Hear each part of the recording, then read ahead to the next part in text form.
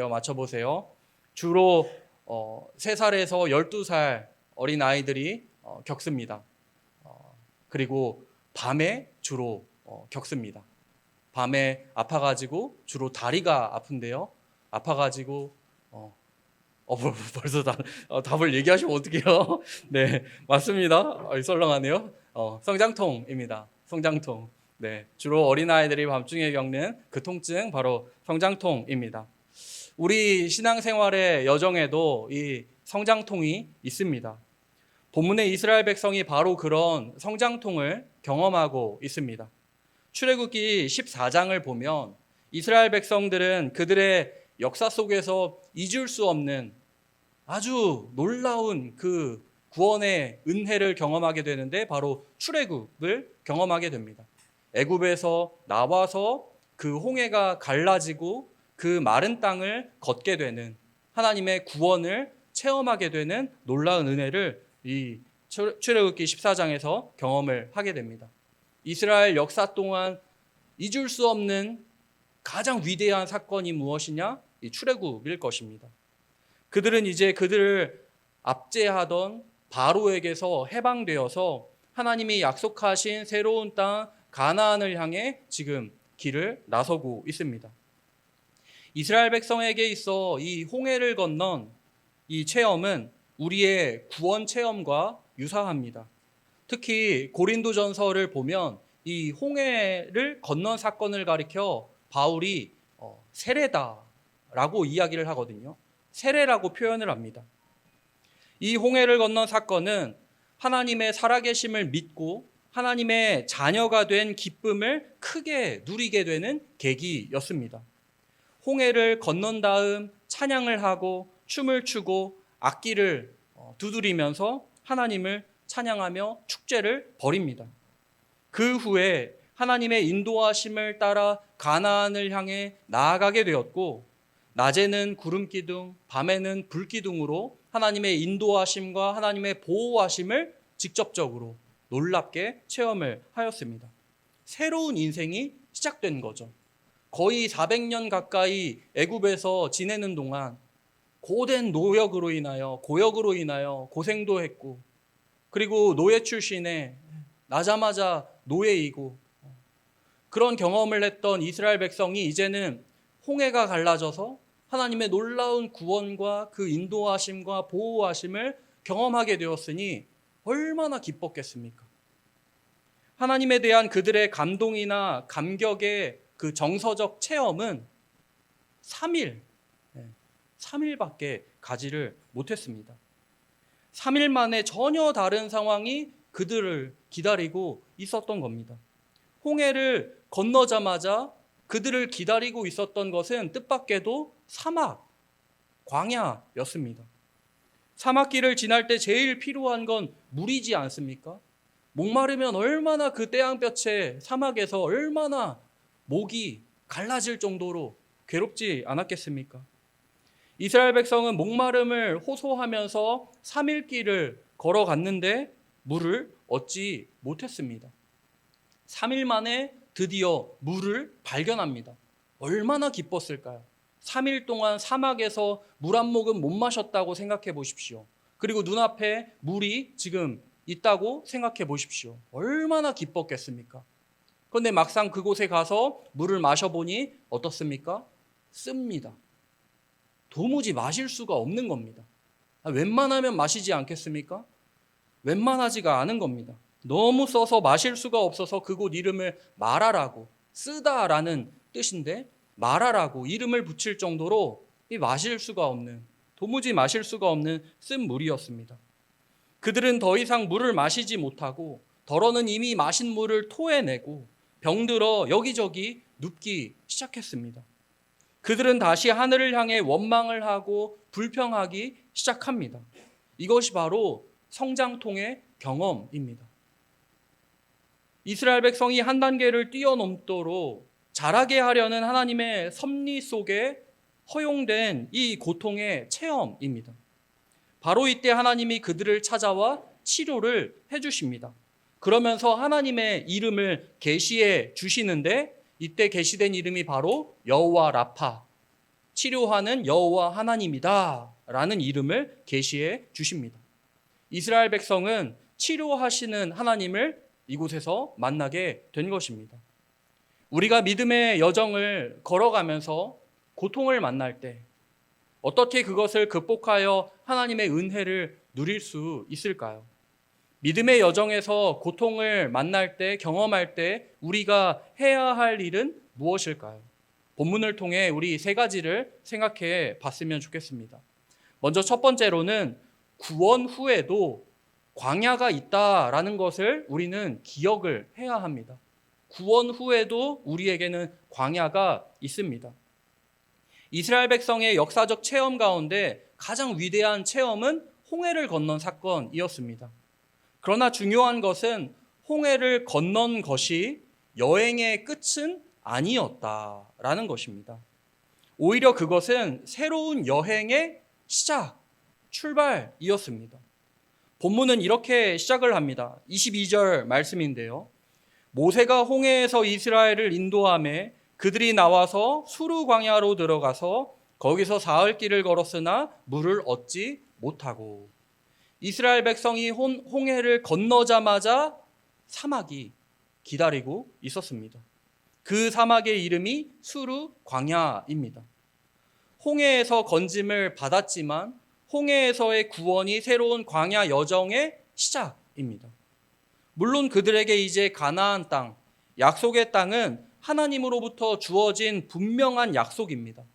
그럼에도 불구하고 그 약속의 땅으로 들어가기까지 그들은 광야의 길을 걸어야만 했습니다. 마찬가지로 성도들이 인생에서 경험하는 가장 위대한 사건은 예수님을 만난 사건, 예수님을 영접한 사건일 것입니다. 우리가 예수 그리스도를 영접하고 하나님의 자녀가 된 사건, 즉 구원받은 것은 우리의 새로운 인생의 막 시작점이라는 것을 우리는 기억을 해야 합니다. 그리고 이제부터 우리는 결코 짧지 않은 인생의 광야길을 통과해서 하나님께서 우리에게 약속하신, 예비해 두신 낙원, 그 천국에 이르러야 합니다.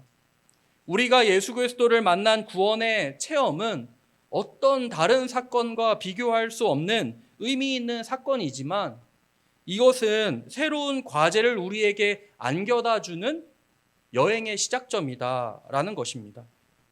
이제부터가 중요한 거죠. 이제부터도 중요한 겁니다. 그래서 흔히 구원을 출생에 비유를 하고 또 결혼에 비유를 하지 않습니까? 둘 다 이제 시작이라는 공통점이 있습니다. 성장의 시작이죠. 태어났으면 성장을 해야 하고 둘이 만나 결혼을 했으면 새 출발을 해야 하는 겁니다. 이전과 똑같을 수가 없는 거죠. 이스라엘 백성이 홍해를 건너고 광야를 경험한 것과 같이 예수님을 만나 우리는 새로운 광야 길을 경험하게 됩니다. 우리는 광야 길을 통과해야만 합니다. 구원을 받은 것은 위대한 사건이고 저 천국, 저 낙원은 우리에게 새로운 소망으로 다가왔습니다. 그것은 광야 길을 무사히 지난 후에 이루어집니다. 그래서 우리는 광야에서 제대로 잘 살아가는 방법을 우리가 익히고 배워야 하는데 오늘 본문은 그것을 우리에게 가르쳐 줍니다. 믿음의 여정에서 고통을 만날 때, 광야 길을 우리가 경험할 때 우리가 기억해야 할 것 첫 번째는 구원 후에도 광야 길이 있다라는 것을 우리는 기억을 해야 합니다. 두 번째는 무엇보다 우리는 기도해야 한다라는 것입니다. 기도 중에서도 특별히 부르짖는 기도를 우리가 해야 한다라는 겁니다. 왜 부르짖는 기도가 필요할까요? 그것은 인생의 광야 길에는 부르짖을 수밖에 없는 상황들이 너무나 많이 있기 때문에 그렇습니다. 부르짖을 수밖에 없는 사건들이 우리를 기다리고 있습니다. 예수님을 믿어도 이런 사건은 면제되지 않고 우리를 찾아옵니다. 인생을 살다 보면 부르짖을 수밖에 없는 일들이 우리를 기다리고 있습니다. 이스라엘 백성은 홍해를 기적적으로 건넌 것이 정말 신나는 경험이었기에 춤을 추고 노래하며 축제를 벌였습니다. 그런데 3일 만에 상황이 바뀝니다. 위기가 찾아옵니다. 목마른 광야를 3일 동안 연속으로 걸어 기껏 물을 찾았는데 그 물은 너무 써서 마실 수가 없습니다. 그래서 하늘을 원망하고 지도자를 원망하기 시작합니다. 성경은 우리가 하나님을 믿었다는 사실 때문에 혹은 예수님을 믿었기 때문에 고통이나 환난이 면제된다라고 얘기하지 않습니다. 예수님도 분명히 너희가 세상에서는 환난을 당하나 이렇게 말씀하지 않으셨습니까? 주님은 세상에서 환난의 면제를 약속하지 않으셨습니다. 환난을 당한다고 오히려 말씀을 하셨습니다. 예수 믿고 구원받아 그리스도인이 되어도 환난은 있습니다. 고통이 있고 아픔이 있습니다. 하나님의 뜻하신 목적 때문에 우리 인생길에 환난이 허용됩니다. 하지만 우리가 환난에서 승리할 것이라고, 성장통은 반드시 성장한 후에는 다 지나가고 사라지는 것처럼 우리는 반드시 승리할 것이라고 하나님은 말씀하셨습니다. 그러면 어떻게 승리할 수 있을까요? 기도를 통해 승리합니다. 기도 중에서 특별히 부르짖는 기도를 통해 우리는 승리합니다. 기도에 여러 종류가 있습니다. 침묵 기도도 있고요. 을조리는 기도도 있고요. 부르짖는 기도도 있습니다. 본문 25절을 보면 이스라엘 백성이 원망하며 아우성을 치자 모세가 하나님 앞에 나왔습니다. 그리고 모세는 여호와 하나님 앞에서 부르짖습니다. 이는 속에서 터져나오는 온갖 것들을 쏟아냈다라는 의미입니다. 지금 내게 다가오는 인생의 부담이나 걱정, 염려나 불안 등을 속으로 삭히는 것이 아니라 다 쏟아내며 하나님 앞에 나와 다 토해냈다라는 것입니다. 하나님, 도대체 왜 이런 일이 내게 펼쳐집니까? 부르짖었다는 겁니다. 이건 내 모든 문제를 주 앞에 의탁하는 것으로 하나님 앞에서 집중하는 기도의 한 형태입니다. 이 부르짖음의 기도에 놀라운 능력이 있습니다. 성장 과정에 있는 어린 아기가 세상에 태어나 위기를 느낄 때 울음으로 자기 의사를 표현하지 않습니까? 그러면 부모는 즉각 반응합니다. 마찬가지로 부르짖음의 기도는 하나님의 관심을 우리에게로 집중시킵니다. 부르짖는 순간 하나님은 우리에게 달려오십니다. 출애굽기 2장에 보면 이스라엘 백성이 애굽에서 고된 그 노동으로 인해 고통 중에 있을 때 하나님께 탄식하며 부르짖었더니 그 부르짖는 소리가 하나님께 상달되었다라고 말씀합니다. 하나님이 그 고통의 소리를 들으셨다. 그리고 아브라함과 맺으신 언약을 기억하셨다라고 말씀을 합니다. 예레미야 33장에서도 너는 내게 부르짖으라 내가 내게 응답하겠고 말씀하지 않습니까? 모세가 부르짖자 하나님이 즉각적으로 해결책을 지시하십니다. 하나님의 명령대로 나뭇가지를 이 마라에 던지자 쓴 물이 단 물로 변화됩니다. 쓴 물이었던 마라가 치유가 되고 회복이 되어서 단물이 된 겁니다. 이렇게 기도의 응답을 주신 하나님은 이 사건의 말미에 자신이 누구이신가를 계시하십니다. 나는 너희를 치료하는 여호와이다. 여호와 라파다. 치료하시는 하나님이다 라고 자기 자신을 계시해 주십니다. 하나님의 백성이 만일 아직도 인생의 고통에 계속 방황을 하고 있다면 그 이유는 무엇일까요? 본문에 의하면 우리가 충분히 부르짖어 기도하고 있지 못하기 때문입니다. 지금은 부르짖어 기도해야 할 때입니다. 가정의 문제를 위해, 자녀의 문제와 자녀의 미래를 위해, 조국을 위해, 교회의 과업을 위해 부르짖어 기도할 때 하늘의 문을 열어주시고 주께서 놀라운 일들을 보여주시며 응답을 해 주실 것입니다. 그러므로 광야의 길을 걸어가는 이스라엘을 통해 우리는 부르짖는 기도를 배워야 합니다. 마지막 셋째로 어떤 상황에서도 하나님의 말씀에 순종하는 법을 우리는 배워야 합니다. 본문 26절 말씀 같이 한번 보겠습니다. 본문 26절 우리 같이 한번 읽으실까요? 시작. 이르시되 너희가 너희 하나님 나 여호와의 말을 들어 순종하고 내가 보기에 의를 행하며 내 계명에 귀를 기울이며 내 모든 규례를 지키면 내가 애굽 사람에게 내린 모든 질병 중 하나도 너희에게 내리지 아니하리니 나는 너희를 치료하는 여호와임이라. 아멘.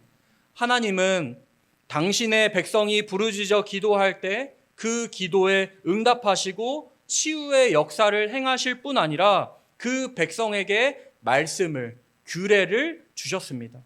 그 말씀을 따라 살고 그 말씀을 지키며 그 말씀에 귀를 기울이고 하나님의 의를 행하라고 말씀하셨습니다. 기도에 응답하신 하나님이 동시에 율례와 법도를 붙들고 살 것을 강조하신 것은 우리를 시험하시기 위함입니다. 나의 말에 순종하는가 안 하는가 시험하시기 위해서입니다.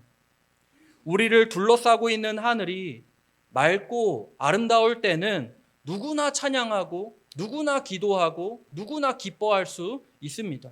좋을 때는 다 좋습니다. 그러나 인생의 폭풍우와 비바람이 불고 밤 같은 어둠이 오면 감사하며 하나님의 말씀을 붙들고 살기가 매우 어렵습니다. 인생의 어두운 밤중에도 말씀을 붙들고 하나님의 그 말씀대로 순종하며 지키며 살아가는 사람이 있다면 진짜 믿음의 사람일 것입니다. 하나님은 이러한 믿음을 우리에게 요구하십니다. 이 신앙의 길을 걸어가는 우리들이 기도와 함께 배워야 할 중요한 것은 바로 말씀을 붙들고 살아가는 삶입니다. 하나님은 자녀된 성도들이 그 말씀을 가까이 할 수 있도록 분명히 기록된 말씀을 우리에게 주셨습니다. 그것이 바로 우리가 가지고 있는 이 성경이지 않습니까? 모든 성경은 하나님의 감동으로 된 것으로 교훈과 책망과 바르게 함과 의로 교육하기에 유익하니 이는 하나님의 사람으로 온전하게 하며 모든 선한 일을 행할 능력을 갖추게 하려 함이라. 그 말씀과 같이 모든 성경은 하나님의 감동으로 기록된 것으로 우리를 교훈하고 책망하며 하나님의 사람답게 살게 하는 지침이 됩니다. 말씀을 읽고 듣고 배우는 일에 힘쓰고 무엇보다 어떤 상황에서도 말씀에 순종하는 사람에게 하나님의 치유가 임한다라고 오늘 본문은 이야기를 하고 있습니다. 내 모든 규례를 지키면 내가 애굽 사람에게 내린 모든 질병 중 하나도 너희에게 내리지 아니하리니 나는 너희를 치료하는 여호와임이라는 말씀은 모든 규례를 너희들이 지키면이라는 조건부로 되어 있습니다. 이 조건의 충족에 대한 대가, 즉 말씀의 순종에 대한 대가로 하나님은 이중 축복을 말씀하십니다. 첫째는 예방의 축복이고 둘째는 치유의 축복입니다. 우리가 하나님의 말씀대로 살면 고통에서 우리 자신을 지킬 수가 있습니다. 교통법규를 예로 들면 교통법규가 때로는 나를 제한하는 것처럼 거추장스럽게 느껴질 수 있지만 교통사고를 예방해 주는 역할을 하지 않습니까? 이와 마찬가지로 우리가 말씀을 따라 살 때 하나님의 말씀이 나를 미리 지켜주고 거룩하게 보호를 해줍니다. 예방하고 보호할 뿐 아니라 인생의 어려움에서 건져주고 치료를 해줍니다. 그러므로 우리의 삶에서 만나는 고통은 우리를 영적으로 성숙시키기 위해 허용되는 고통임을 우리가 잊지 않았으면 좋겠습니다. 고통 가운데서도 순종을 결심하고 마라의 샘터에서 일어나 행진을 계속하는 이스라엘에게 무엇이 기다리고 있었을까요? 본문 마지막 구절인 27절입니다. 27절 제가 읽겠습니다. 그들이 엘림에 이르니 거기에 물샘 12과 종려나무 70그루가 있는지라. 거기서 그들이 그 물 곁에 장막을 치니라. 마라에서 엘림까지 거리는 약 11km 정도의 거리입니다. 엘림의 물샘 12과 종려나무 70그루가 70그루가 예비되어 있었습니다. 원래부터 거기에 있었던 예비되었던 곳이 엘림입니다. 사막에서 이 정도면 어마어마한 오아시스이지 않겠습니까? 앞에 예비되어 있는 엘림을 보지 못하고 마라에서 절망하여 불평하고 쓰러지고 누워서 고통을 호소하고 원망을 하고 있었던 이스라엘 백성입니다. 그 이유가 무엇이겠습니까? 엘림이 보이지 않았기 때문입니다. 하나님의 그 예비하신 복이, 그 은혜가 앞에 보이지 않았기 때문입니다. 신실하신 하나님을 신뢰하지 못했기 때문입니다. 성도님들, 엘림은 지금 우리 눈에 보이지 않아도 지금 우리를 기다리고 있습니다. 지금 내일의 희망이 보이지 않아도 하나님은 우리를 위해 축복의 오아시스 엘림을 준비해 놓으셨습니다. 그러므로 마라의 땅과 같은 세상에서 어떤 아픔, 고통을 당하든 부르짖어 기도하고 말씀대로 살기로 결단한다면 주님께서 우리를 치료해 주실 줄 믿습니다. 나는 여호와 라파, 치료하는 여호와 하나님이라. 하나님은 우리에게 오셔서 우리를 병에서 건져주시고 우리의 육체를 치료하실 뿐 아니라 우리의 마음의 병, 우리 가정의 병, 우리 모든 아픔과 상처, 마라와 같은 모든 쓴 것들, 그 고통들을 다 치유해 주실 것입니다. 마라의 쓴물을 단물로 바꿔주셨던 하나님이 우리 개인, 우리 가정, 우리 민족, 우리 교회, 그리고 우리의 미래를 바꿔 주실 것입니다. 그 하나님은 지금도 선언을 하십니다. 내 이름은 여호와 라파, 치료하는 여호와 하나님이라고. 여호와 라파, 치료하시는 여호와 하나님께서 우리의 삶 전부를 치유해 주시기를 간절히 소원합니다. 기도하겠습니다.